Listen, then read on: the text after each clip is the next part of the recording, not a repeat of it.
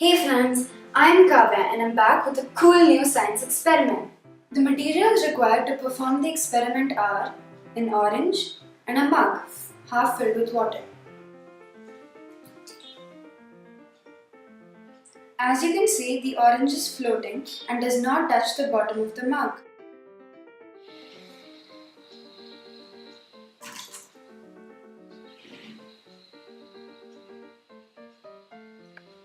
What just happened here? In the first case, when I dropped the unpeeled orange into the mug half filled with water, it floated. This was because between the peel and the orange, there is an envelope of air that keeps it afloat. However, in the second case, when I dropped the peeled orange into the glass half filled with water, it sank because this layer of the air was not present anymore. I hope you enjoyed our experiment. Make sure you try it at home. Don't forget to like, share and subscribe to our channel.